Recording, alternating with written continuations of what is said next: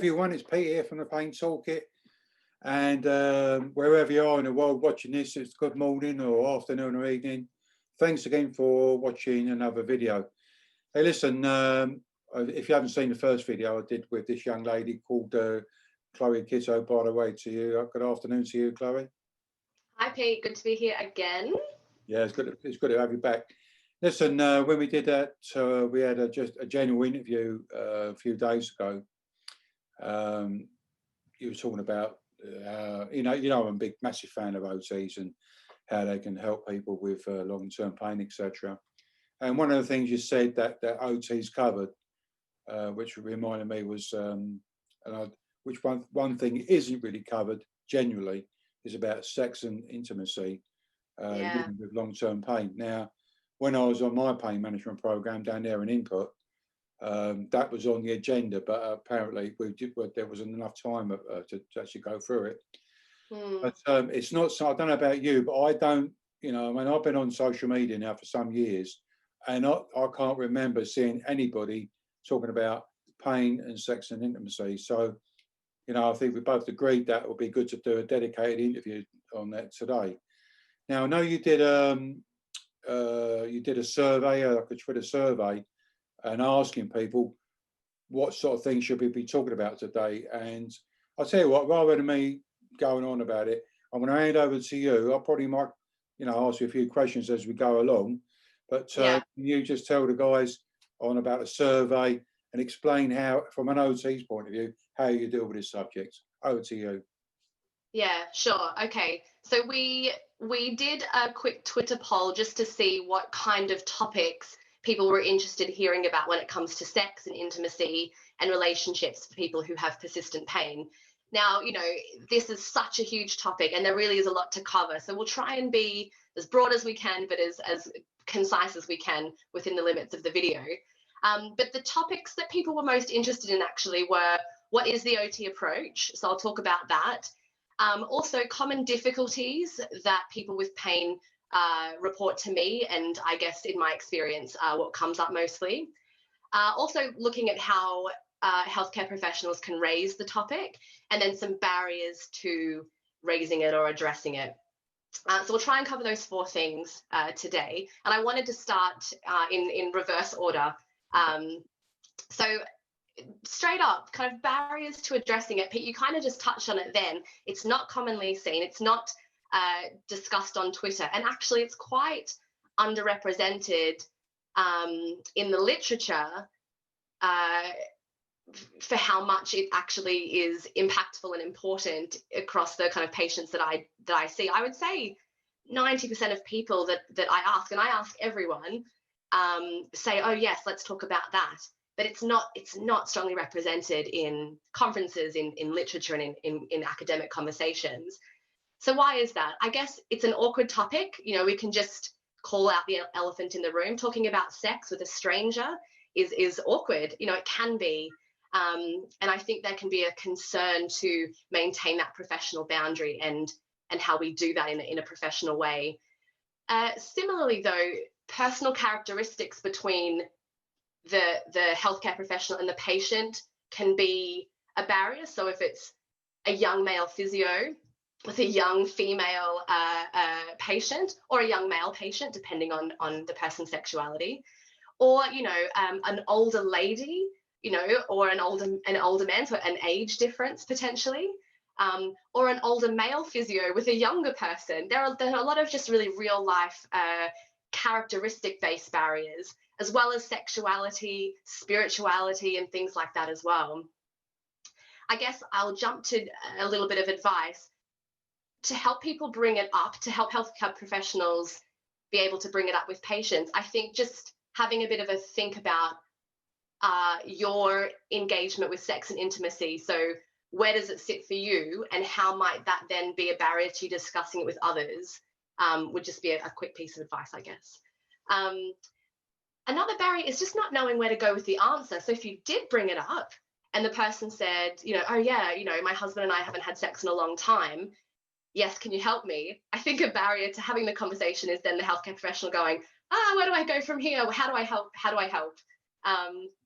So I think that's a common one as well. Um, there's not a lot of initial assessments or practice guidelines or pain management program content actually that's devoted to sex and intimacy. So that can be a barrier. It's just not commonly seen as a hot topic in pain management. Could I ask that? So, what could how could that be? Could it be like a bit like a different some handouts or some?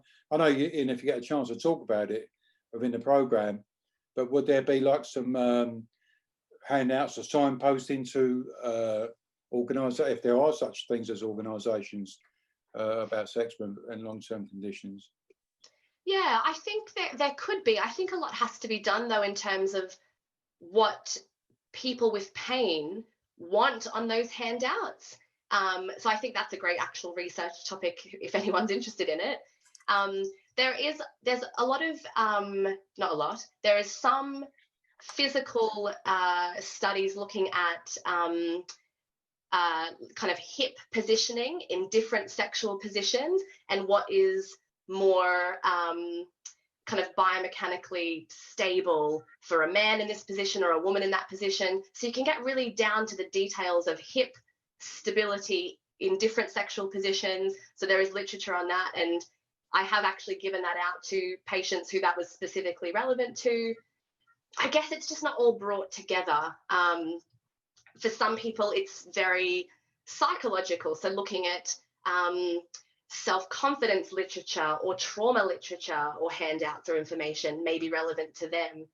I guess that's my last point when it comes to barriers, is that sex and intimacy is so obviously a multifaceted topic. We're talking about pain, so pain in itself is multifaceted, but barriers to having a healthy and fulfilling intimate life, a relationship with your partner, is physical, it's environmental, it's psychological, it's medical sometimes. So it kind of, I guess that's occupational therapy fits quite nicely, because someone needs to bring all of that context together for the person sitting in front of them. So that's a quick summary of the barriers, Pete. Any What's well, I suppose what comes to mind, I always remember, it might be years ago now. I think it might have been an Oprah Winfrey show. This was back in the day when I was struggling with my back pain, and I was sort of you just watch all sorts of TV programs, and I think this come up about which made me think about that, because I think when we talk about sex and stuff like that, we it's the physical part of the relationship. yeah. There's the actual act of sex, I guess. It seems to be like that is the pinnacle of the whatever, Yeah. So I don't know, I'm a bit getting the right terminology out here, because I would use other terminology. But there was a doctor on that. It wasn't like, it might have been someone like Dr. Phil, and he was sort of pointing out about there's other things that you can be doing, yeah. just actual sex itself, like to just even cuddling up and whatnot, and that togetherness can be just as much Absolutely. And that's why I always say sex and intimacy, because sex, it's not just the act of having sex either. Sex can be a whole lot of physical activities, but then intimacy widens that even more too. Cuddling, holding hands, showering together, watching a movie at night together. It's about connection with your partner. And that, it will be no surprise, is often lost or not prioritized or not made time for when people are struggling with pain. And I guess maybe I'll jump to the common difficulties reported by some of the patients that I see when it comes to having a healthy and fulfilling sex and intimate life. One of them is too tired, too fatigued. I can't make room for it in my life. I can hardly make room for making my kids lunch, going to work, doing my exercises, let alone sex and intimacy. So it kind of seems to be the last thing on the list for a lot of people, not when it comes to their values, but just when it comes to what they're addressing, maybe with their healthcare professional. Other common difficulties, so I don't know what my body can do and I don't know what will cause damage. So that often, well, I was going to say back pain, but really lots of pain. So that's a common difficulty, not just for sex though, for walking, for forward bending, for driving. Often people with pain just don't know the safe limits of their body. So that's in everyone's business to address, actually. People say it's been so long, it's just kind of fizzled for my partner and myself. And often people don't know how to talk to their partner about it. They might actually work with their occupational therapist or their physio or their psychologist to work on positions that are good for them, or ways to feel sexy, for example, but then still don't know how to take that home and bring the topic up with their partner. And actually, the last thing I said is the last thing I thought of when it comes to difficulties is that a lot of people just do it despite the pain. So potentially for them, it's not necessarily pleasurable, but they're doing it anyway, which is another common thing. Do you think they do it? They actual do the sex stuff because us lot, I think we're a lot of, I would say we're people pleasers. It's Yeah. it's keep the other half happy and whatnot, like, and Yeah. so although it's gonna the actual doing is the actual sex business can well do it knowing that you're going to get a lot of pain, but keeping the other half happy, like, Yeah, and I don't want there to be any misconceptions about that being a male thing or a female thing. I think that's fairly equally reported from both male and female people with pain, is they just do it to kind of for their partner, which I think is an important thing to just clarify as well. But yeah. So they're common difficulties. Should we talk about the other thing that people are quite interested in knowing a bit more about is how they can raise the topic? So as a healthcare professional, how do I bring it up? I think occupational therapists are quite lucky in that sense, because our initial assessments easily make room for raising intimacy and sex as a valued occupation. So our initial assessments are going to kind of summarize different categories of occupation. And so for me personally, as I go through that, I say we can talk about relationships as well. And for example, sex and intimacy is something that people often speak to me about. And that kind of opens the door. And then very often people sit forward and go, oh, do you talk about that? Yes, please. So as I rattle off examples of meaningful occupations, meaningful activities, I always throw sex and intimacy in there. Also, I was thinking about psychologists. Psychologists tend to gather very detailed information about relationships. So it might just be going that extra mile to say, again, sex and intimacy is something that can be impacted by pain, and that's something we can address in a psychological, cognitive, emotional way if you would like to. So just throwing it out there. And some people say, I know it's a bit awkward, but I really need to say that this is something that I can help you with as well if you want to.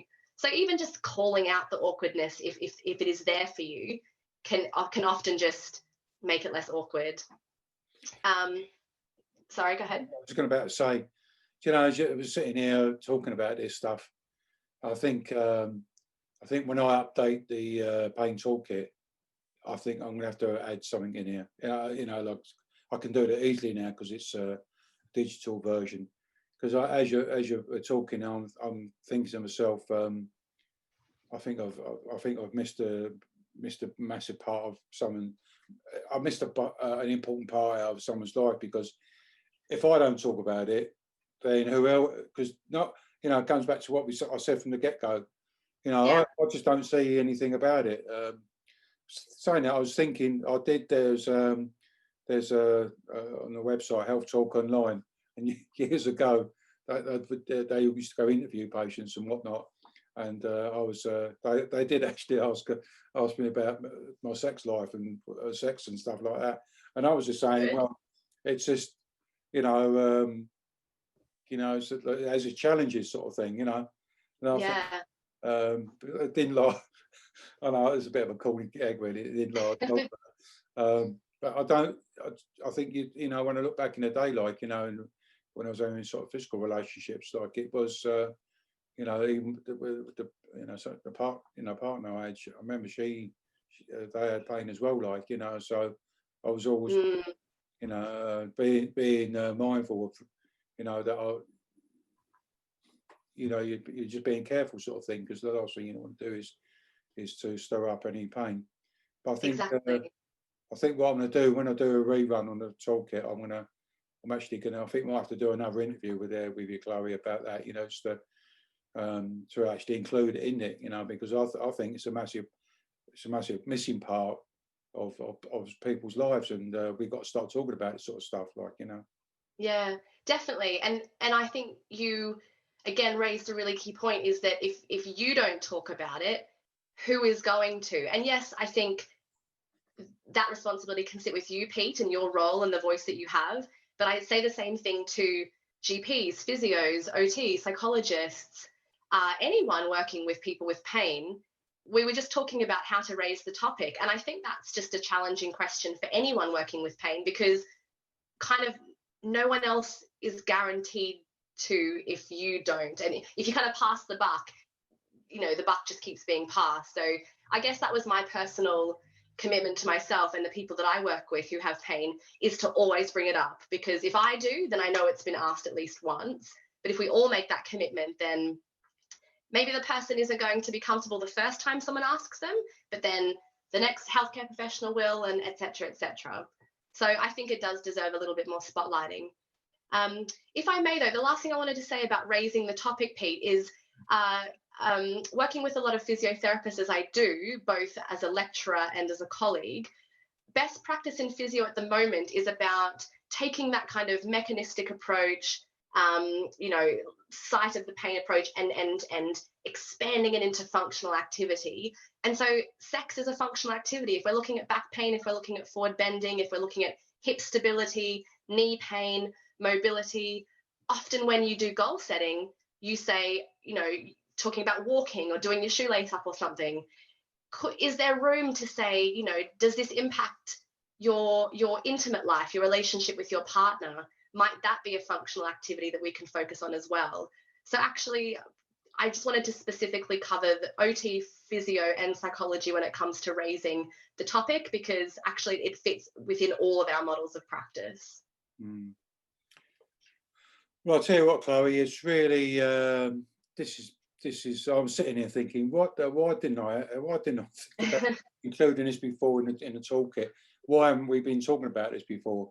But you know what? Better late than never. And I think I think you said we need. Well, I think you referred to. I made a note of it here.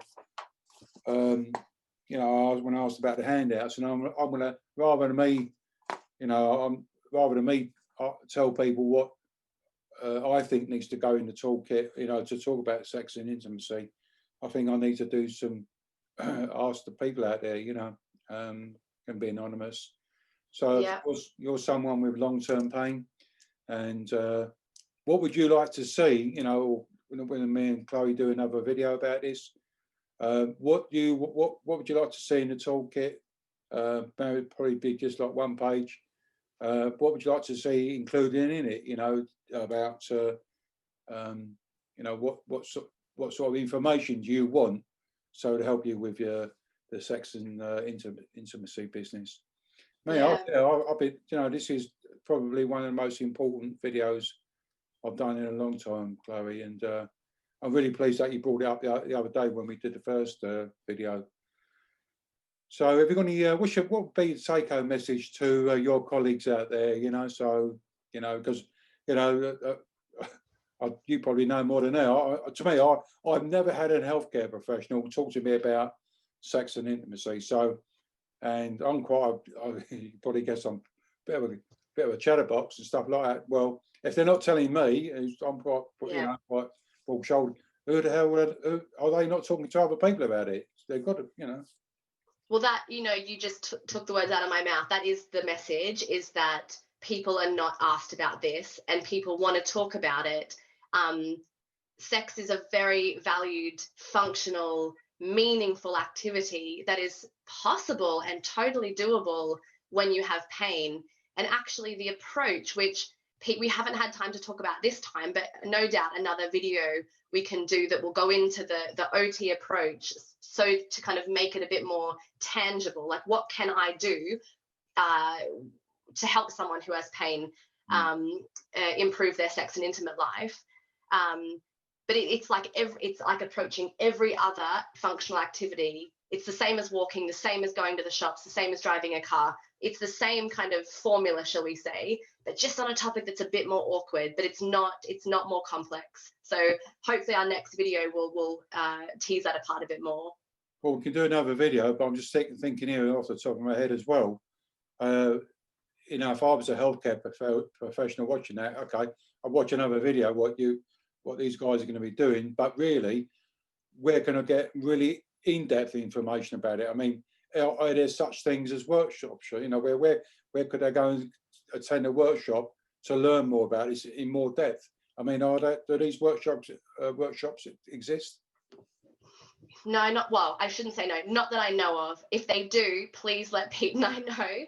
I know that the OT After Dark crew, which is an occupational therapy duo dedicated to talking about sex and, gosh, everything under that umbrella, they may be a resource that could help us out there.